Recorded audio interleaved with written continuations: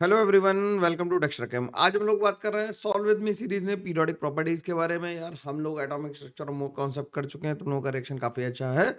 लेकिन यार अभी भी मैं कह रहा हूँ कि सीरीज शुरू करना जरूरी नहीं है, सीरीज को खत्म करना जरूरी है। मेरे लिए भी बहुत इंतू चाहिए होता है सीरीज को खत्म करने के लिए, और तुम्हारे लिए भी बहुत पेशेंस चाहिए होता है कि हर तीसरे दिन मैंने कमिट किया है कि वीडियो आएगा ही आएगा। मैं कहीं रहूँ, वीडियो आएगा ही आएगा, है ना। मेरी तबीयत सही हो खराब हो कुछ हो, वीडियो आएगा ही आएगा। तो तुम्हारे लिए उसी सीरीज में हम लोग वीडियो एक और लेके आ गए हैं। पीरियोडिक प्रॉपर्टी के 50 क्वेश्चंस का ये वीडियो मैंने बताया था। 50 क्वेश्चंस ही हर चैप्टर में करेंगे, और इस 50 क्वेश्चंस को करने में हार्डली 1 घंटा लगना चाहिए, और तुम्हें घर में प्रैक्टिस करते समय इन 50 क्वेश्चन करने में 45 मिनट लगने चाहिए, ठीक है ना।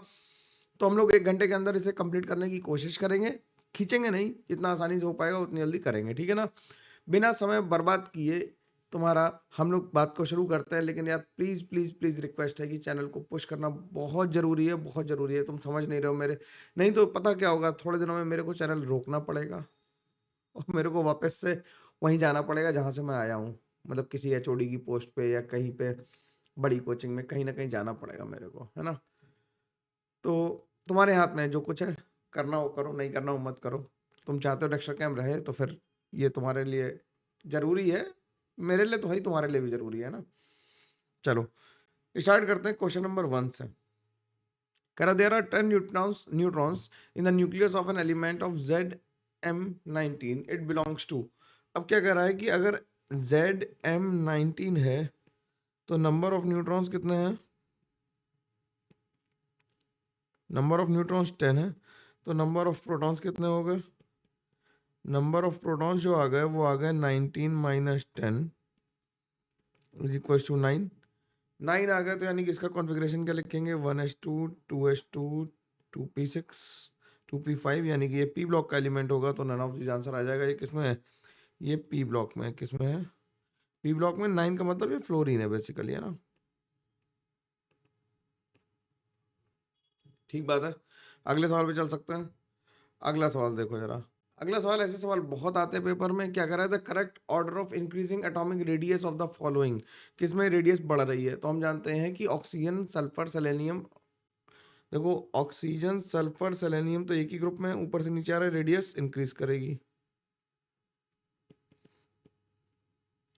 और कार्बन इधर है, तो कार्बन से इसकी रेडियस क्या होगी, लेस होगी। ठीक, तो ऑक्सीजन की रेडियस सबसे कम होगी, फिर कार्बन की होगी, फिर सल्फर की होगी, क्योंकि सल्फर में सब क्या हो गया, एक शेल और ऐड हो गया। तो आंसर कुछ ऐसा आ जाएगा, ऑक्सीजन फिर कार्बन फिर सल्फर फिर सेलेनियम। तो आंसर बी आ जाएगा। ठीक है, समझ में आई बात, आसानी से हो पा रहा। अगला क्वेश्चन, इसमें न्यूमेरिकल लेंगे ना तो टाइम कम लगेगा। The correct order of increasing radius of the silicon aluminium sodium and phosphorus. तो सोडियम एल्यूमिनियम सिलिकॉन और फॉस्फोरस लेफ्ट टू राइट जाते हैं, रेडियस क्या होती है, कम होती जाती है। लेफ्ट टू राइट जाते हैं, रेडियस क्या होती है, कम होती है। On moving from left to right,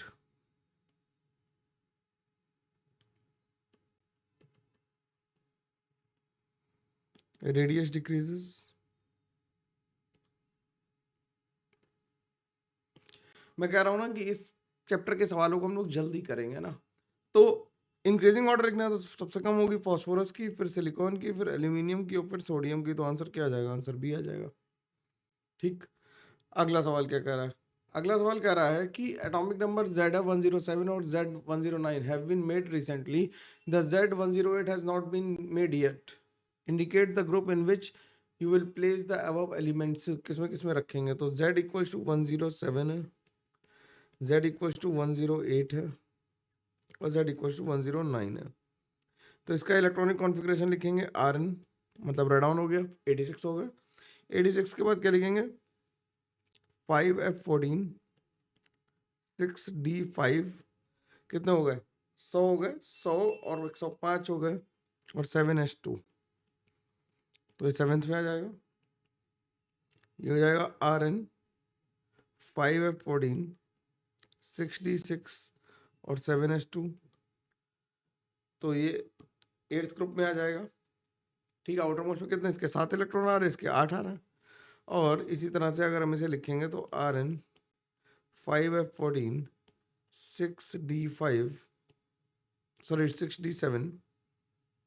66 ऊपर हो गया, 7 यहाँ पे हो जाएगा और 7s2 हो जाएगा। ये साफ साफ लिख देते हैं, 7s2 हो जाएगा ये। तो ये 9 आ जाएगा, तो 7, 8 और 9 में आ जाएंगे। आराम से इलेक्ट्रॉनिक कॉन्फ़िगरेशन लिखे जा सकते हैं, इनमें कोई समस्या मुश्किल परेशानी किसी को भी नहीं आएगी। अगला सवाल क्या कर रहा है? अगला सवाल कह रहा है match list 1 and list 2 and select the correct order given below. हमें दोनों में करेक्ट ऑर्डर बताना है। तो हम क्या कहेंगे, हमें रेडियस का ऑर्डर लिखना है। तो हम जानते हैं एनाइंस की रेडियस हमेशा क्या होगी, anions have greater radius than cations. बोलो। अब Br माइनस और I माइनस में I माइनस की ज्यादा होगी, Li प्लस और लिथियम प्लस में Na प्लस की ज्यादा होगी। ठीक, तो I माइनस की रेडियस सबसे ज्यादा आ गई, I माइनस सबसे ज्यादा आ गई, तो I माइनस हो गया 216। ठीक, फिर हो गया Br माइनस यानी कि 195, फिर हो गया Li प्लस सबसे कम होगा, Na प्लस हो गया 95 और ये हो गया। तो ये आ गया कितना 3 के बाद आ गया कितना 4, ये आ गया 2 और ये आ गया 1। तो 3 4 2 1 आ गया आंसर। तो आंसर हमारा सी आ गया। ठीक है, अगले सवाल चलो। कई लोगों को ये समस्या रहती है कि सर याद नहीं हो रही पीरियोडिक, कोई दिक्कत नहीं है, सवाल लगाओ, प्रैक्टिस करो, धीरे धीरे याद हो जाएगी। करा है लेंथेनेट कॉन्ट्रैक्शन इज रिलेटेड टू, लेंथेनेट किससे रिलेटेड है? लेंथेनेट कॉन्ट्रैक्शन में क्या होता है, साइज धीरे धीरे क्या करता है, डिक्रीज करता है। शो शार्प डिक्रीज नहीं होगा, स्लो होगा, स्लो और gradual decrease in atomic size in the lanthanide series. ये बात सही हो गई, तो आंसर इसका क्या लिखेंगे, बी लिखेंगे।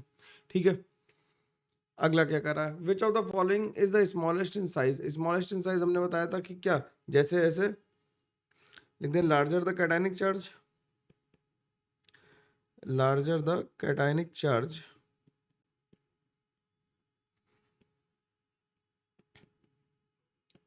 Smaller will be the radius. ठीक, तो कैटायनिक चार्ज सबसे ज्यादा किस पे है, Mg2 प्लस पे। सबसे छोटा कौन हो जाएगा, Mg2 प्लस हो जाएगा। और सबसे बड़ा कौन होगा, जहाँ लार्जेस्ट कौन होगा इनमें, लार्जेस्ट साइड किसका होगा, H2 माइनस का, क्योंकि नेगेटिव चार्ज जैसे जैसे बढ़ रहा है वैसे वैसे साइज इंक्रीज कर रहा है। ठीक, अगला सवाल देखो। अगला कह रहा है a not by 2 atoms of X grams are converted into X plus grams by absorbing the energy of E1। A not by 2 ions of X plus ions are converted to X minus ions with energy of release of energy of E2। Hence the ionation and the electron affinity of Xg is following. तो क्या होगा कि x gas से अगर हमने x plus gas बना दिया तो आयनाइजेशन एनर्जी है। अब कह रहा है कि एक्स से हमने एक्स प्लस में कन्वर्ट किया, तो for a not by 2 atoms the absorbed energy कितनी आ गई, द एब्जॉर्ब्ड एनर्जी कितनी आई, बताओ भाई। ए नॉट बाई 2 एटम्स के लिए एब्जॉर्ब एनर्जी है E1। ठीक, तो हमसे यहाँ पे लिख दें कि जो IE है वो basically 2E1 by A not है, पर एटम निकाल दी। ठीक, और एक्स गैस प्लस से कन्वर्ट किया किस में, एक्स माइनस गैस में। तो यहाँ एक इलेक्ट्रॉन खर्चा हुआ, यहाँ पे एक इलेक्ट्रॉन माइनस हुआ। ये ध्यान से देखो कि ये माइनस ऑफ IE के बराबर होगा, क्योंकि एक्स गैस से एक्स प्लस गैस अभी तुम ऊपर बना के आए हो। तो इसकी वैल्यू हो जाएगी माइनस का 2E1 बाई ए नॉट के बराबर, और ये इलेक्ट्रॉन एफिनिटी के बराबर है ना। ये इलेक्ट्रॉन एफिनिटी के बराबर है, तो इलेक्ट्रॉन एफिनिटी के बराबर क्या हो जाएगा, इलेक्ट्रॉन एफिनिटी के बराबर क्या हो जाएगा, ये हो जाएगा EA into 2 by A not. ठीक, EA into A not by 2, sorry A not by 2 हो जाएगा ये। ठीक, और IE कितनी थी, IE अपनी थी कितनी, 2E बाई ए नॉट। ठीक, इज इक्वल टू, ये इसकी वैल्यू में दे रखी है E2 के बराबर, इसकी वैल्यू में किसके बराबर दे रखी है, E2 के बराबर ऊपर लिखा हुआ है। तो हमसे कह रहा है आयनाइजेशन और इलेक्ट्रॉन एफिनिटी बताओ। ठीक, तो ये किसके बराबर हो गया, IE की वैल्यू आ गई, और इसके एटम्स कितने थे, इसके एटम्स थे हमारे पास ए नॉट बाई 2, तो ए नॉट बाई 2 हो गया ये। तो ये 2 से 2 कैंसिल हो गया, ए नॉट से ए नॉट कैंसिल हो गया, तो ये आ गया EA इज इक्वल टू आ गया बाई 2 इंटू ए नॉट की वैल्यू आ गई किसके बराबर, इसे हम इधर ले जाएं, अगर इसे हम इधर ले जाएं तो ये कितनी आ जाएगी, E2 माइनस, और ये माइनस है तो माइनस, और इलेक्ट्रॉन एफिनिटी, यहाँ पे एनर्जी रिलीज हो रही तो यहाँ पे माइनस होगा, इलेक्ट्रॉन एफिनिटी भी माइनस होगी, तो ये माइनस माइनस सब कर दो प्लस, तो ये हो जाएगा E2 माइनस E1 के बराबर। तो E की वैल्यू जो आ जाएगी वो 2 times E2 minus E1 upon A0 आ जाएगी। थोड़ा सा ट्रिकी है सवाल को, देखो जरा ध्यान से देखो क्या करा हमने, दोबारा देख लेते हैं, समझने में अगर दिक्कत हो रही हो। कह रहा है A0/2 एटम्स को कन्वर्ट किया, तो अगर जो IE थी वो हमारी हमने एक एटम के लिए निकाली, कितनी है, E1 है, E1 लग रही है A0/2 एटम्स के लिए, तो IE कितनी आ गई टोटल हमारी, 2E1/A0 आ गई भाई, A0/2 एटम्स के लिए E1 है, तो आई कितनी होगी, आयनेशन एनर्जी 2E1/A0 होगी। ठीक है, ये पूरे एक निकल आई। अब इस प्रोसेस में क्या हो रहा है, दूसरे प्रोसेस हमसे क्वेश्चन में कह रहा है कि हमने x प्लस को x माइनस में कन्वर्ट किया, ध्यान से देखना, x प्लस को जब x माइनस में कन्वर्ट किया तो x plus plus electron gives x, और फिर एक इलेक्ट्रॉन लेके x माइनस बन गया, तो ये हो गया माइनस आई के बराबर, और ये हो गया किसके बराबर, इलेक्ट्रॉन एफिनिटी के बराबर। दोनों में A0/2 एटम्स ही थे हमारे पास, तो A0/2 को मल्टीप्लाई कर दिया और आई की वैल्यू रख दी और ये की वैल्यू रख दी। एनर्जी रिलीज हो रही थी इसलिए निगेटिव ई रखा था, E2 की वैल्यू निगेटिव रखी क्योंकि एनर्जी रिलीज हो रही थी इसलिए ऐसा रखा। ठीक है, और बाकी सॉल्व कर दिया तो आंसर आ गया। तो इससे आंसर क्या आ गया, इससे आंसर आ गया हमारा बी पार्ट। ठीक, अगला सवाल क्या कह रहा है, अगला कह रहा है विच of the following oxide is amphoteric. Amphoteric oxide देखने के लिए हम सीधे एम्फोटेरिक की स्पेलिंग ही याद रखें, मेन तो यही होते हैं। एम्फोटेरिक ऑक्साइड्स में कौन कौन से एम्फोटेरिक है, A for aluminium, P B for lead, T से टिन, और आईसी से जिंक। मेन ये चार हैं, मेन है ये, इसके अलावा भी होते हैं लेकिन ये मेन चार हैं जो हमारे क्या है, एम्फोटेरिक ऑक्साइड्स हैं। तो आंसर क्या आ गया इसका, बी आ गया। अगला सवाल देखो, अगला कह रहा है the correct order of ionization energy. Ionization energy का करेक्ट ऑर्डर क्या है, ऊपर से नीचे आते हैं, क्या होता है, आयनाइजेशन एनर्जी लेफ्ट राइट जाने से बढ़ती है, लेकिन गैलियम की आयनाइजेशन एनर्जी कम होती है किससे, जिंक से। अब ऐसा क्यों होता है इसके बारे में तुम सोच के कमेंट करोगे, ध्यान रखना ऑर्डर, तो इसका आंसर बी आ गया कि लेफ्ट टू राइट जा रहे हैं तो आयनाइजेशन एनर्जी बढ़नी चाहिए, लेकिन गैलियम की कम क्यों हो गई, ये you need to write the answer. Comment में मेरे को आंसर चाहिए हर किसी से, ठीक है, कि गैलियम की आयनाइजेशन एनर्जी कम क्यों है, किससे, जिंक से। ठीक, अगला देखो, अगला कर which of the following ions act as a typical transition metal ion. Typical transition metal ion की तरह कौन बिहेव करेगा, देखो इसमें कौन सा है, ये है 3D10, ठीक, ये क्या है, ये 3D0 है, ये भी 3D0 है, और ये भी 3D0 है। तो मेटल आयन की तरह बिहेव कौन करेगा, केवल जिसमें डी इलेक्ट्रॉन्स होंगे, बाकी में तो डी इलेक्ट्रॉन्स ही नहीं बचे। ठीक, अगला देखो सवाल, अगला कह रहा है arrange the order of basicity बतानी है, हमें बेसिसिटी बतानी है NO2, K2 और ZNO में। तो NO2 कैसा है, NO2 तो एसिडिक ऑक्साइड है क्योंकि नॉन मेटल ऑक्साइड है, क्योंकि कैसा है, नॉन मेटल ऑक्साइड है, बोलो भाई। KO2 कैसा है, K2O कैसा है, बेसिक है क्योंकि ये मेटल ऑक्साइड है। और ZNO कैसा है, ZNO हमारा एम्फोटेरिक है। ZNO कैसा है, एम्फोटेरिक है। तो हमें क्या लिखना है, इंक्रीजिंग ऑर्डर ऑफ बेसिसिटी लिखना है। सबसे कम हो गई NO2 की, NO2 के बाद ZNO और फिर K2O। ठीक, सिंपल आसान, कोई दिक्कत नहीं इसमें। अगले सवाल पे चल रहा है, अगला सवाल कह रहा है के प्लस गैस से हमने के गैस बनाया और के गैस से फिर के सॉलिड बनाया। अब क्या हुआ, के प्लस से के बना तो इसने एक इलेक्ट्रॉन एब्जॉर्ब किया होगा, तो एनर्जी रिलीज हुई होगी इसमें, बोलो।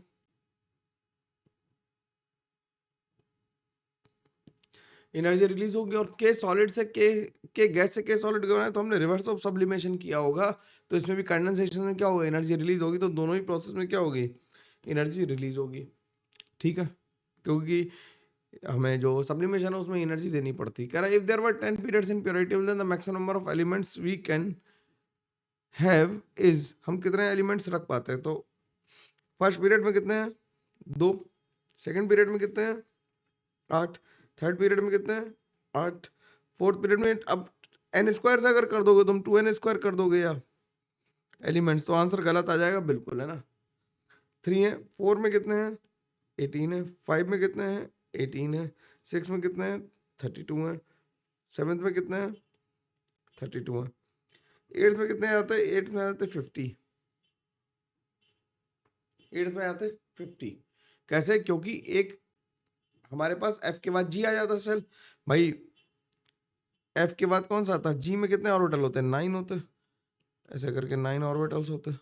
9 ऑर्बिटल्स होते हैं, इसमें 18 इलेक्ट्रॉन्स आ पाते हैं, तो 18 एलिमेंट्स आते हैं। 9 में भी क्या होगा?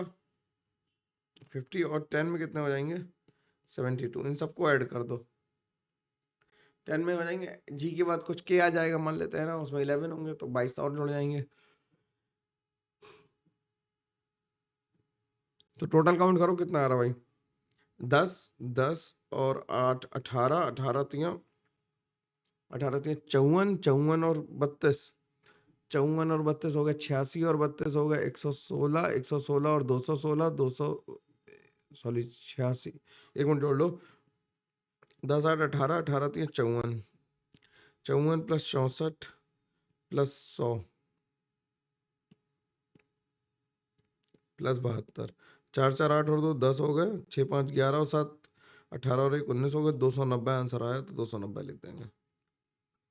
ठीक, शेल इंट्रोड्यूस हो रहा है 2n स्क्वायर से आंसर मत निकला, नहीं तो 4 शेल में भी तुम्हारे पास कितने 32 एलिमेंट होने चाहिए, लेकिन जो पीरियोडिक टेबल में एग्जिस्ट नहीं कर रहे हैं इसलिए ऐसा नहीं लिखा है इसे। ठीक, अगला कह रहा है mercury is the only metal which is liquid at 0 degree centigrade, this is due to.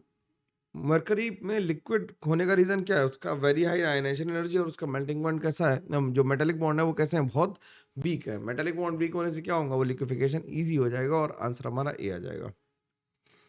अगला क्या कर रहा है? The highest electron affinity is associated with the configuration. अब इलेक्ट्रॉन एफिनिटी लिखनी है, तो ये तो बेकारी हो गया। ये हो गया क्या? कार्बन। ये नाइट्रोजन हो गया और ये बोरॉन हो गया। तो सबसे ज्यादा किसकी होगी? कार्बन की होगी, क्योंकि कार्बन एक इलेक्ट्रॉन लेके क्या बन जाएगा? हाफ फील्ड बन जाएगा। बोलो, तो आंसर अपना बी आ गया। अगला सवाल देखो क्या कर रहा है। विच of the following involves maximum amount of energy. Energy सबसे ज्यादा किस में चाहिए होगी? एनर्जी चाहिए होगी सबसे ज्यादा उसमें जिसमें नोबेल गैस कॉन्फ़िगरेशन को डिस्टर्ब कर रहे होगे, तो किस में चाहिए होगी? Mg2+ से। Mg2+ का कॉन्फ़िगरेशन कैसा है? 2s2 2p6 2s2 2p6 है। और 2s2 से निकल गए तो इसे ऐसे लिख लो, Mg+2 हो गया 12, तो 1s2 2s2 2p6 और 3s2, तो ये दोनों निकल गए, तो ये कैसा हो गया? Nobel gas configuration. Nobel gas configuration से इलेक्ट्रॉन निकालना बहुत बहुत बहुत बहुत मुश्किल काम है, इसलिए सबसे ज्यादा एनर्जी किसमें खर्च हो रही है? Mg2+ से Mg3+ खर्च हो जाने में। अगला सवाल क्या कह रहा है? अगला कह रहा है M- से M गैस बना, M गैस से M+ गैस बना, M+ गैस से M2+ गैस बना, M+2 से +3 गैस बना। The minimum and the maximum amount of energy release by the process is absorb by the processes. अब सबसे ज्यादा किसमें होगी? सबसे ज्यादा होगी इसमें मैक्सिमम होगी, क्योंकि जैसे जैसे पॉजिटिव चार्ज बढ़ता जा रहा है वैसे वैसे इलेक्ट्रॉन निकालना मुश्किल हो जाएगा। और मिनिमम किसमें होगी? जिसमें नेगेटिव से न्यूट्रल बना। तो आंसर क्या आ गया? ए और डी आ गया। ए और डी आंसर किसमें रखा? ए में दे रखा। अगला कह रहा है which have the maximum value of electron affinity O X O Y O Z. ठीक है, तो ओ एक्स ओ वाई और ओ जेड में हमसे कह रहा है ये ओ है, ये ओ माइनस है और ये ओ -2 है। ठीक, तो कह रहा है maximum value of electron affinity. Maximum value of electron affinity किसकी होगी? जिसमें कोई चार्ज नहीं है, तो ओ की होगी। अगला देखते हैं। अगला कह रहा था maximum ionization energy is for a maximum ionization energy इनमें किसकी है? जिसमें noble gas pseudo noble gas configuration आ रहा हो। स्यूडो की स्पेलिंग क्या होती है? PSUED। और pseudo noble gas configuration check करो।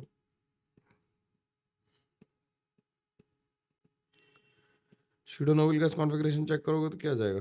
Li2+, क्योंकि Li2+ का कॉन्फ़िगरेशन क्या आ जाएगा? 2s2 आ जाएगा। बाकी सबका डिस्टर्ब कर दिया। ठीक है, बात समझ में आ रही है? यहाँ तक आराम से आ रही है हमें लग रहा है ना। आगे बात करते हैं। अगला क्वेश्चन क्या कर रहा है? कह रहा है which is not the correct order of electronegativity. अब लेफ्ट टू राइट जाने से क्या होता है? इलेक्ट्रोनेगेटिविटी क्या होती है? इंक्रीज करती है। और टॉप टू बॉटम आने से इलेक्ट्रोनेगेटिविटी डिक्रीज करती है। तो carbon chlorine chlorine sulphur phosphorus silicon, ये तो सही ऑर्डर लिखा हुआ है। FCl भी भी सही लिखा है। और सिलिकॉन ये भी सही लिखा हुआ, तो नन ऑफ दीज आंसर हो गया। अबे नहीं है सही, वो बताना था, नॉट द करेक्ट ऑर्डर, ठीक है ना। अगला सवाल पढ़ता है। अगला सवाल क्या कह रहा है, अगला सवाल कह रहा है विच of the following order is correct for the acidic properties. Acidic property किसकी सबसे ज्यादा होंगी, ठीक। जितनी इलेक्ट्रोनेगेटिविटी ज्यादा होगी उतना कंपाउंड क्या हो जाएगा, हाइड्रोजन, उतना एसिडिक ज्यादा हो जाएगा। तो लिख देते हैं greater the electronegativity of central atom, greater the electronegativity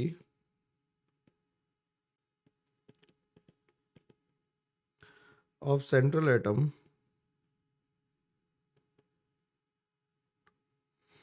greater will be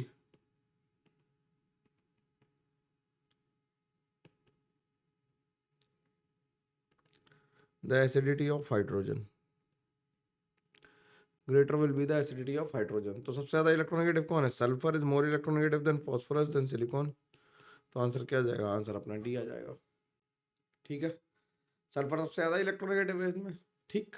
अगला देखो, अगला कह रहा है स्ट्रॉन्गेस्ट एसिड, तो टॉप टू बॉटम आते हैं तो क्या होता है, टॉप टू बॉटम आते हैं तो एसिडिक स्ट्रेंथ कम होती है, बढ़ती जाती है, और लेफ्ट टू राइट जाने से बढ़ती है। तो इसमें तो एच एफ एसिड है, ये तो बेस है ना, पानी न्यूट्रल होता है, और ये तो एच एसिडिक है ही नहीं है, तो मतलब लॉलीपॉप क्वेश्चन था।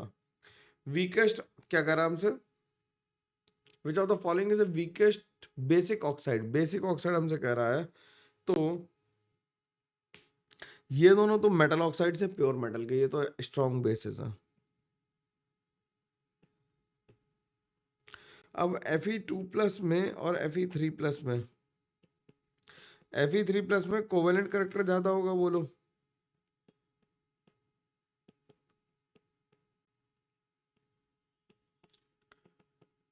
Covalent character will be more, covalent character ज्यादा होगा तो O2- को आसानी से छोड़ेगा नहीं, तो वो ज्यादा वीक बेस होगा, ठीक है, वीक बेस होगा वो। अगला क्वेश्चन देखते हैं।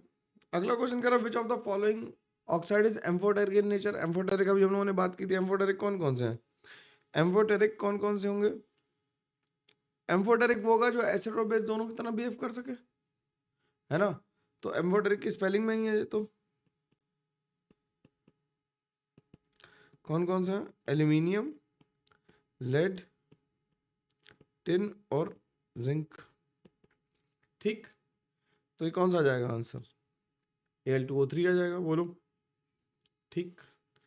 अगला देखो, अगला कर रहा है in which case the energy release is minimum in the process of attachment of electron. Minimum energy किस में रिलीज होगी, तो मिनिमम एनर्जी रिलीज होगी जब क्या होगा कि इलेक्ट्रॉन एफिनिटी हमें कैसे चाहिए, मिनिमम चाहिए। तो अगर हम लिखें तो बोरॉन, नाइट्रोजन, कार्बन और ऑक्सीजन लिखते हैं, ठीक।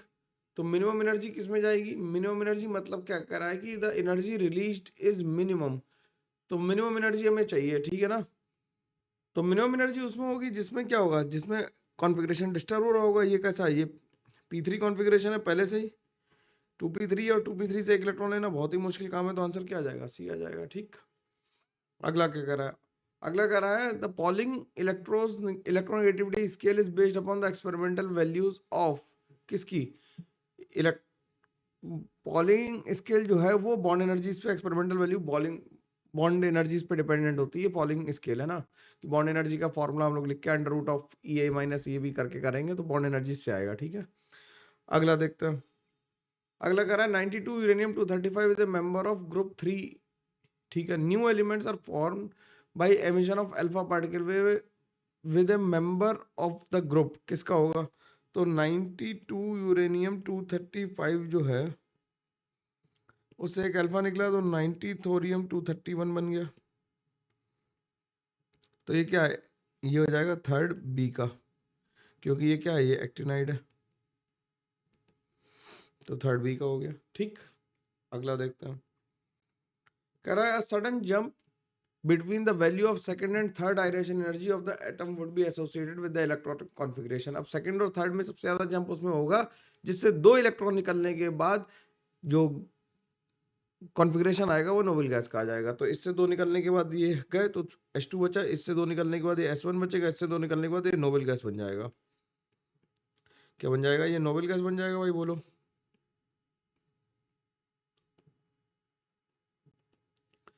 ये नोबेल गैस कॉन्फ़िगरेशन बन जाएगा तो आंसर क्या आ जाएगा? डी। ठीक है, ये नोबेल गैस कॉन्फ़िगरेशन बन गया। अगला क्या कर रहा था? First ionization energy of aluminium is smaller than that of magnesium, this is because, क्यों होगा? क्योंकि इलेक्ट्रॉनिक कॉन्फ़िगरेशन जो है एमजी का ज़्यादा स्टेबल है किससे? एल्यूमिनियम से। एमजी का इलेक्ट्रॉनिक कॉन्फ़िगरेशन क्या लिखते हैं हम लोग? 1s2, 2s2, 2p6 और 3s2। तो ये सूडो नोबेल गैस कॉन्फ़िगरेशन है। और एल्यूमिनियम का क्या लिखेंगे? 1s2, 2s2, 2p6 और 3s2 और 3p1। तो इसे आराम से निकालना, यहाँ से निकालना, अच्छी बात है इलेक्ट्रॉन। तो कॉन्फ़िगरेशन की बात आ गई, बी आ गया आंसर। अगला देखते हैं। अगला कह रहा है इलेक्ट्रॉन एफिनिटी का करेक्ट ऑर्डर लिखो। इलेक्ट्रॉन एफिनिटी का करेक्ट ऑर्डर क्या आ जाएगा? एल्यूमिनियम मेटल है, उसकी सबसे कम होनी चाहिए, तो ए और डी में से ऑप्शन होना चाहिए। और सल्फर की सबसे ज़्यादा होगी क्योंकि साइज मतलब इलेक्ट्रोनेगेटिविटी ज़्यादा है तो एफिनिटी भी ज़्यादा होगी। ठीक। और फास्फोरस का कॉन्फ़िगरेशन कैसा? फास्फोरस और सिलिकॉन में सिलिकॉन क्या था? क्योंकि फास्फोरस p3 कॉन्फ़िगरेशन लिए बैठा है तो हाफ फील्ड को डिस्टर्ब नहीं होने देगा। ठीक। अगला देखो। अगला कह रहा है match the list 1 with list 2 and select the correct answer of the electrode given below. क्या कह रहा है? कह रहा है कि कॉन्फ़िगरेशन लिखना है। जिंक का कॉन्फ़िगरेशन, जिंक का एटॉमिक नंबर हो गया 30, स्कैंडियम का हो गया 21, इसका हो गया 22 3 और गैलियम का हो गया 31। ठीक। तो गैलियम का आ गया 3, 3d1 4p1 आ गया। जिंक का आ गया d10 यानी 2 आ गया। ठीक। जिंक का आ गया 2। ठीक। और 1 का इसका हो गया 3 और इसका हो गया 2। ऐसा ऑप्शन तो वैसे सी ही है। वेनेडियम का हो गया क्या? 3d1। वेनेडियम का हो गया सॉरी 3d3 और इसका हो गया 3d1। तो ये आ गया आंसर सही है अपना। आंसर सी आ गया। ठीक। इलेक्ट्रॉनिक कॉन्फ़िगरेशन उस पहचान करके लिखनी थी। क्या कह रहा है? कह रहा है कि equimolar solution of AOH and BOH are prepared, the ionation potential of A and B are 5.1 and 13 electron volt, electronegativity और 0.9 and 3.2 respectively, reviewing the data pick out the wrong statement. अब कह रहा है कि आयनेशन पोटेंशियल किसकी ज़्यादा है? Ionisation potential ज़्यादा है A और B में, B की ज़्यादा है। ठीक। यानी कि B नॉन मेटल तरह है। ठीक। और A मेटल की तरह होगा। और इलेक्ट्रॉन गेन से भी पता लग रहा है, इलेक्ट्रोनेगेटिविटी से भी पता लग रहा है कि बी की इलेक्ट्रोनेगेटिविटी ज़्यादा है तो बी नॉन मेटल है और ये मेटल की तरह है। ठीक। तो AOH क्या हो जाएगा? AOH हो जाएगा बेस और BOH हो जाएगा एसिड। AOH हो जाएगा बेस और BOH हो जाएगा एसिड। अब क्या कह रहा है कि अब सोल्यूशन कैसा होगा? सोल्यूशन कैसा होगा इस बात पर डिपेंड करेगा कि कौन ज़्यादा एसिडिक है। तो अब हम इसमें अगर कहें कि OH of the solution will be greater than 7, ये नहीं कह पाएंगे। इसे हम क्या करें, सही करते हैं थोड़ा सा क्वेश्चन को। इसे यहाँ पे BOH लिख दो यार, है ना। BOH solution will be greater than 7। तो हमें रॉन्ग स्टेटमेंट बताना है तो BOH की हम क्लियरली बता पाएंगे कि BOH रॉन्ग होगा क्योंकि BOH कैसा है? एसिडिक सोल्यूशन है तो इसकी pH कैसी होगी? pH लेस देन 7 होगी। इसकी pH कैसी होगी? लेस देन 7 होगी क्योंकि एसिडिक है। ये कंफर्म बता पाएंगे। कह रहा है कि phenolphthalein gives pink colour with AOH solution, ये तो सही बात है क्योंकि बेसिक है। ठीक। BOH सोल्यूशन एसिडिक है तो कार्बोनेट बनाएगा और treatment of NH4Cl with AOH leads to liberation of ammonia, ये भी सही बात हो जाएगी क्योंकि वो बेसिक है। अगला क्या कह रहा है? The screening effect of D electron is much lesser than S electrons. बोलो, ये तो क्लियर बात है, SPDF होता है ऑर्डर। शील्डिंग इफेक्ट ऑर्डर क्या होता है? SPDF होता है। ठीक है। अगला देखो। अगला कह रहा है ionization energy of sodium is this, how much energy needed to convert atoms present in 2.3 milligrams of sodium into sodium base sodium ions. क्या कह रहा है? तो मोल्स ऑफ सोडियम कितने आ गए यार? मोल्स ऑफ सोडियम कितने आ गए? ये तो स्टोइचियोमेट्री जैसा क्वेश्चन आ गया। 2.3 into 10 raise to the power -3 divided by 23 यानी कि 10 रेज़ टू द पावर -4 मोल्स। तो एनर्जी कितनी चाहिए? एनर्जी चाहिए 495 into 10 raise to the power 3 into 10 raise to the power -4 यानी कि 49.5 5 जूल्स एनर्जी चाहिए होगी, तो आंसर आ गया बी। ठीक, अगला सवाल देखो। अगला वो हम असर्शन रीजन पे पहुंच गया। असर्शन रीजन क्या कह रहा है? Alkali metal ions are very easily reduced. Alkali metal ions जो होंगे वो इजीली रिड्यूस हो जाएंगे, ये तो गलत बात है, वो तो ऑक्सीडाइज इजीली होंगे। Alkali metals have low value of ionization energy, ये सही बात है, तो आंसर क्या आ गया? डी आ गया। रिड्यूस तो तेजी से नहीं होंगे, है ना। अगला देखो, अगला कह रहा है the in the lanthanides 3 outer orbitals are incomplete. बिल्कुल सही बात है। कौन कौन से लेंथेनाइड में इनकम्प्लीट होंगे? D and F, D F and S B. ठीक है, lanthanide acted constant F block elements in purity, ये सही बात है, लेकिन ये सही रीजन नहीं है, तो इसका आंसर क्या आ जाएगा? बी आ जाएगा। अगला देखो क्या कर रहा है, beryllium has greater I than boron. बिल्कुल सही बात है, क्योंकि इसका इलेक्ट्रॉनिक कॉन्फ़िगरेशन कैसा है? 2s2 और उसका 2s2 2p1 है। ठीक, boron has higher electron affinity than beryllium, ये सही बात है, तो दोनों सही है, लेकिन करेक्ट एक्सप्लेनेशन नहीं है, तो आंसर बी आ गया। अगला क्या कह रहा है? अगला कह रहा है fluorine has higher electron affinity than chloride. Chlorine electron affinity chlorine की ज्यादा होती है, तो पहला ऑप्शन तो गलत हो गया। ठीक, तो ये गलत हो गया। ठीक, कह रहा है fluorine is a weaker oxidizing agent than chlorine, ये भी गलत बात है, तो दोनों गलत है, तो ऑप्शन ई है। ऊपर हमने देखो ऑप्शन ई भी लिया हुआ है ना, ये both assertion and reason are wrong, तो ये स्टेटमेंट वाले में काम आ जाएगा तुम्हारे, ठीक है ना। अगला सवाल क्या कर रहा है? अगला सवाल कह रहा है the third I of magnesium is greater than that of aluminium. बिल्कुल सही है, क्योंकि ये सेकंड आई के बाद क्या हो जाएगा? नोबेल गैस कॉन्फ़िगरेशन अटेंड कर लेगा, और यही स्टेटमेंट का रीजन भी लिखा हुआ है, तो आंसर इसका क्या आ जाएगा? ए आ जाएगा। बात समझ में आ रही? आसानी से, इसमें कोई समस्या मुश्किल परेशानी किसी को भी नहीं होनी चाहिए। ठीक है, मैंने कहा ना ये सवाल तो जल्दी लगेंगे, इनके लिए ज्यादा टाइम बर्बाद करने की जरूरत नहीं है। अगला क्वेश्चन क्या कह रहा है? अगला क्वेश्चन देखते हैं। अगला कह रहा है calculate the electronegativity value of fluorine from the given data. अभी हम लोगों ने देखा था ना कि स्केल के लिए हमें किसकी जरूरत थी? इलेक्ट्रोनेगेटिविटी के लिए हमें बॉन्ड एनर्जीज की जरूरत थी, और हमें एफ एफ एफ एच सबकी दे रखी है, तो हमें फ्लोरीन की निकालनी है। तो इलेक्ट्रोनेगेटिविटी हम फॉर्मूला क्या लिखते हैं? X A minus X B is equal to 0.208 E A B minus E A into E B B की पावर 1/2 की होल पावर 1/2। ठीक, तो X of H minus X of N की वैल्यू दे रखी है, एच की दे रखी 1, ये हो गया 0.208। ये हो गया एनर्जी एच एफ बॉन्ड की दे रखी 134.6 माइनस ये दे रखा 104.2 इंटू 36.6 की पावर 1/2 की पावर 1/2। ठीक, तो ये आ गया कितना? 0.208, इसे सॉल्व कर दो, ये हो गया 134.6 माइनस इसका मल्टीप्लाई करके अंडर रूट लोगे तो ये आ जाएगा 61.75, इसकी पावर 1/2 आ गई। ठीक, इसकी पावर 1/2 आ गई यहाँ तक। अब इसे मल्टीप्लाई कर दो तो ये आ जाएगा 208, इसे माइनस करके अंडर रूट ले लें तो ये आ जाएगा 8.53। ठीक है, कैलकुलेशन पार्ट है उसे हटा के करते हैं, तो ये एक्स ऑफ एच की वैल्यू जो आ रही है वो आ रही है 1.775 प्लस 2.1, यानी कि 3.875। ठीक, बात समझ में आ रही है बिल्कुल आसानी से। ठीक है, अगले क्वेश्चन चलते हैं। Find out the percentage ionic character of HF according to Hannay Smith equation. ये शायद तुम लोगों ने नहीं सुनी हो इक्वेशन, इसलिए ये सवाल दिया है कि तुम्हें करना पड़ेगा और इसे तुम्हें सुनना पड़ेगा इक्वेशन को। तो परसेंटेज आयनिक करेक्टर क्या होगा?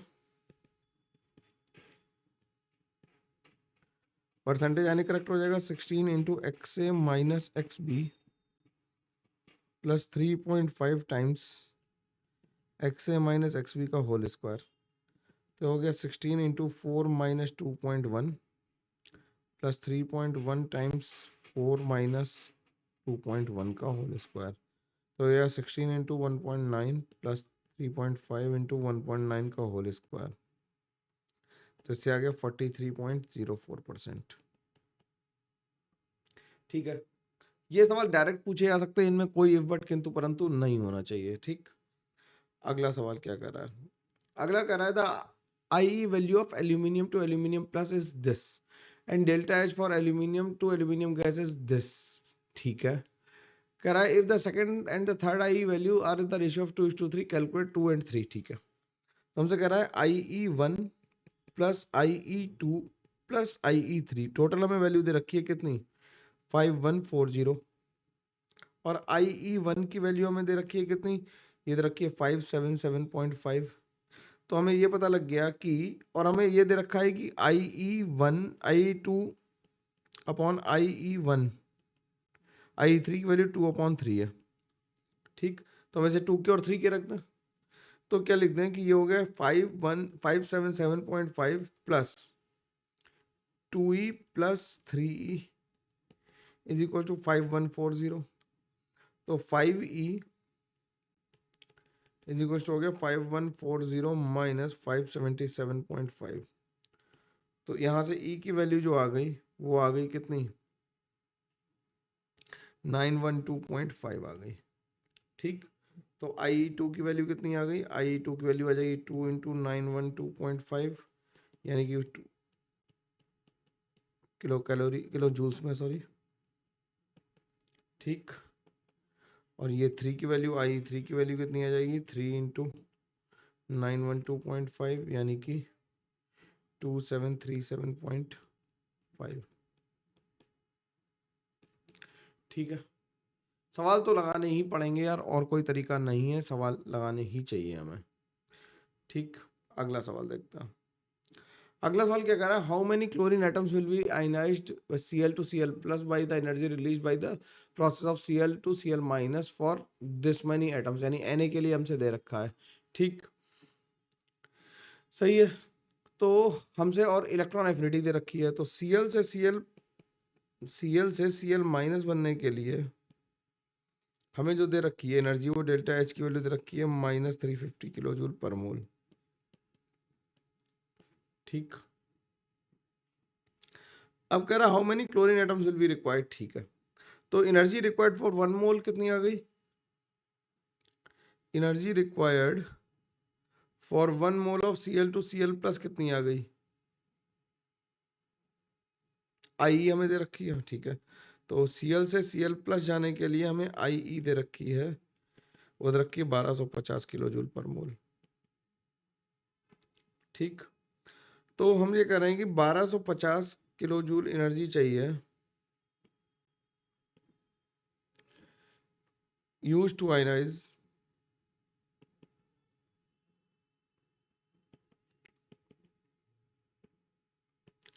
1 मोल ऑफ एटम्स। तो 350 किलो जूल के लिए कितने एटम्स हो पाएंगे, तो ये हो जाएगा 350 डिवाइडेड बाई 1250। ठीक, मोल्स हो गए, तो नंबर ऑफ एटम्स कितने आ गए, नंबर ऑफ एटम्स कितने आ गए। देखो यार, सवाल को तसल्ली से देखना पड़ेगा यार, मैं मतलब लगा रहा हूँ तो ऐसा नहीं कि मैं अपने लिए लगा रहा हूँ, है ना। कह रहा how many chlorine atoms will be required for the energy ionisation के लिए हमें चाहिए इससे बाय द एनर्जी Cl से Cl माइनस बनने में जो एनर्जी खर्च हो रही है उससे कितने एटम्स को आयनाइज किया जा सकता है। तो कितनी खर्च हो रही है Cl से Cl माइनस 350, और एक को आयनाइज करने के लिए चाहिए इतनी। तो नंबर ऑफ एटम्स कितने आ गए 350 डिवाइडेड बाय 1250 इंटू 6 इंटू 10⁻⁻23। ये कैंसिल हो गया, यहाँ से आ गया कितना, ये आ गया 5 7 35, और ये आ गया 25, तो ये आ गया 42/25 इंटू 10⁻23, यानी कि आ गया 1.68 इंटू 10⁻23 एटम्स। ठीक है, अगले सवाल पे चलता है। अगला सवाल क्या कर रहा है, for the reaction K gas plus F gas gas F plus gas plus K plus gas plus F minus gas, delta H was calculated to be 19 kilocalories per mole under the conditions where the cations and anions were prevented by electrostatic separation from forming combining each other. The ionization energy of K given है, electron affinity हमें बतानी है। ठीक है, तो हमसे कह रहा है कि K से K प्लस बनने के लिए जो एनर्जी चाहिए वो हमें दे रखी है 4.3 इलेक्ट्रॉन वोल्ट। ठीक, और F से एक इलेक्ट्रॉन ऐड करने के लिए F माइनस बनना चाहिए, उसके लिए हमें एनर्जी हमें फाइंड आउट करनी है। ठीक, और हमें क्या दे रखा है 1 इलेक्ट्रॉन वोल्ट, हमें पता है कि 4.1 electron volt is equal to calories में लिख दें तो कितना हो जाता है 23.06 किलो कैलोरीज है। ठीक, तो ये हो गए क्या 19 divided by 23.06, is equal to 4.3 minus E. तो यहाँ से ई की वैल्यू निकाल दी तो 3.48 आ गई। तो सीधे सीधे इलेक्ट्रॉन एफिनिटी की वैल्यू निकल आई। यही हमारी क्या थी, इलेक्ट्रॉन एफिनिटी थी। ठीक है, थोड़ा सा नीरज चैप्टर है, इसे याद करने में काफी मुश्किल होती है, मैं समझ रहा हूँ बात को, लेकिन फिर भी अपन को तो करना ही पड़ेगा। Correct, calculate Z effective for 3D electrons of copper and 4s electron of copper. ठीक है, तो कॉपर का इलेक्ट्रॉनिक कॉन्फ़िगरेशन अगर हम स्लेटर रूल से लिख लें तो क्या लिखेंगे, 1s2 ब्रैकेट लगाते चलेंगे, 2s2 2p6, 3s2 3p6, 3d10 और 4s1। ठीक, तो z इफेक्टिव किसके बराबर आ जाएगा, z माइनस सिग्मा के बराबर। तो z हो गया 29 और सिग्मा निकालना जरा कितना हुआ, इस इलेक्ट्रॉन के लिए निकालना है। तो अपने शेल में कितना होता है उसका कॉन्ट्रीब्यूशन, अपने सेल में कंट्रीब्यूशन जो होता है वो कितना आ जाता है, वो आ जाता है 0.35। तो अपने सेल में कितना आ जाएगा, 9 इंटू 0.35 प्लस बाकी पीछे वालों में 18 इंटू 1, तो इससे आ जाएगा 7.85। ये स्लेटर रूल है, क्या है ये, अगर नहीं पढ़ा तो एक बार नोट्स पढ़ लेना जाके, मिल जाएगा। ठीक, और 4s इलेक्ट्रॉन के लिए जेड इफेक्टिव कितना आ जाएगा, जेड माइनस सिग्मा करेंगे 4s इलेक्ट्रॉन के लिए तो ये सारे आ जाएंगे 29 minus 0.85 into 18 plus n minus 1 के लिए होता है 1, तो इससे आ जाएगा 3.7। ठीक, इफेक्टिव न्यूक्लियर चार्ज किस पे ज़्यादा आ रहा है, हमारे 3D इलेक्ट्रॉन पे ज़्यादा आ रहा है। अगला देखो, अगला क्या कर रहा था, H F bond length if the covalent radius of hydrogen and that of fluorine is this. तो ये तो सीधा हो जाएगा कि R plus plus R minus को हम लिख दें सीधे क्या, बॉन्ड लेंथ, और हमें फ्लोरीन की मतलब कुछ इलेक्ट्रोनेगेटिविटी वैल्यूज देने रखी, तो 0.37 प्लस 0.71, तो ये जाएगा 1.08। हमें बाकी वैल्यू नहीं दे रखी ना कि हम बॉन्ड लेंथ से पहले कंपेयर करके निकालेंगे कितना ओवरलैपिंग एरिया, मतलब तुम ये कहोगे ना कि सर ये वाला एरिया तो आपने काउंट ही नहीं किया, वो काउंट करना ही नहीं है यहाँ पे सवाल में, इस तरह से फ्रेम किया गया, मेंस का सवाल है। क्या कह रहा है, calculate the electron negativity of silicon, covalent radius हमें सिलिकॉन की गिवन है। ठीक, तो इसके लिए हम लोग क्या करेंगे, ऑलरेड रोशो स्केल को यूज करेंगे। ऑलरेडी रोशो स्केल क्या होती है, electronegativity is equal to 0.47744 plus 0.359 upon R square into Z effective. तो हमें जेड इफेक्टिव निकालना पड़ेगा, तो जेड इफेक्टिव की वैल्यू क्या हो जाएगी, जेड माइनस सिग्मा, और सिग्मा के लिए हम कॉन्फ़िगरेशन क्या लिखेंगे, सिलिकॉन का 1s2 2s2 2p6 और हम लिखेंगे 3s2 और 3p2। ठीक, तो इसके लिए कॉन्फ़िगरेशन क्या जाएगा, 14 में से जब हम एस और पी ब्लॉक के लिए बात करते हैं तो अपने सेल में कितने 0.35, बाकियों में जो n-1 सेल के लिए 0.85 और उससे नीचे वालों के लिए 1। ठीक, तो यह गया 4.15, उठा के वैल्यू पुट कर दो तो En की वैल्यू आ जाएगी 0.744 plus 0.359 divided by covalent radius दे रखी है तो हम लिख देंगे 1.175 का होल स्क्वायर। ठीक, इन टू जेड इफेक्टिव वैल्यू होगी 4.15, तो यहाँ से इलेक्ट्रोनेगेटिविटी की जो वैल्यू निकालोगे वो आ जाएगी 1.823। ठीक है, ये वैल्यू निकल आएगी। अगला सवाल क्या कह रहा है, if the ionisation energy of F minus is to 328 and electron affinity of F plus is 1687 plus, then find out the electronegativity of F at Pauling scale. तो हमें पता है कि हमें जब इलेक्ट्रॉन एफिनिटी और इलेक्ट्रोनेगेटिविटी की वैल्यू दे रखी है तो हमें मुलिकन स्केल पता है। मुलिकन स्केल क्या होती है, इलेक्ट्रोनेगेटिविटी इज इक्वल टू होता है EA plus IE divided by 2। ठीक, अब हमें किलो जूल पर मोल में दे रखी है तो हम इसे क्या करें, पर एटम में निकालना है। तो IE कितनी है हमारे पास, IE है 328 किलो जूल पर मोल है। ठीक, किलो जूल पर मोल है, और हमसे क्या कह रहा है, हमसे कह रहा है कि इसे हम किस में कन्वर्ट कर लें, इसे हम कन्वर्ट कर लें किस में, इसे हम इलेक्ट्रॉन वोल्ट में कन्वर्ट कर लें। इलेक्ट्रॉन वोल्ट में कन्वर्ट करने के लिए क्या करो, इसमें मल्टीप्लाई कर दें किसका, 6.0, मतलब इसमें हम क्या करें, इलेक्ट्रॉन वोल्ट में कन्वर्ट कर लेना इसे। तो इसे ईवी में कन्वर्ट कर लें तो 1 EV इज इक्वल टू 96.485 क्या किलो जूल पर मोल, इसे डिवाइड कर दो किससे 96.485 से, तो ये आ जाएगा 3.4 इलेक्ट्रॉन वोल्ट। और जब हम ई ए निकालेंगे तो आ जाएगा 1 डिवाइडेड बाई 96.485, यह आ जाएगा 17.41 इलेक्ट्रॉन वोल्ट। तो मोलिकन स्केल पे क्या आ जाएगी, इलेक्ट्रोनेगेटिविटी एट मोलिकन स्केल कितनी आ जाएगी 3.4 प्लस 17.41 डिवाइडेड बाई 2, तो ये आ जाएगी 10.4। और हम जानते हैं इलेक्ट्रोनेगेटिविटी एट पॉलिंग स्केल जो होती है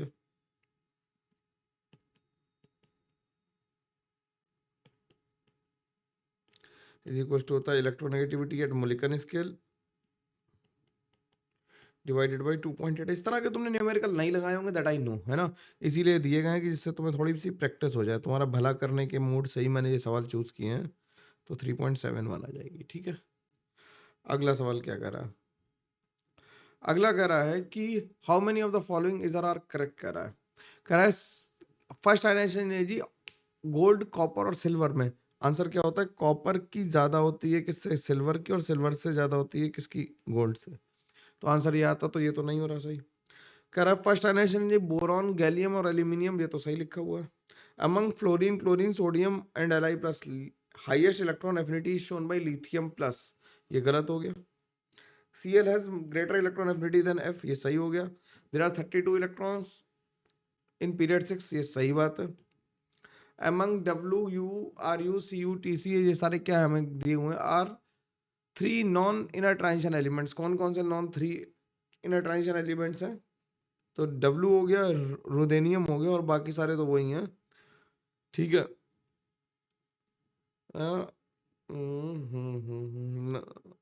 ठीक है, तो ये तो गलत ही हो गया।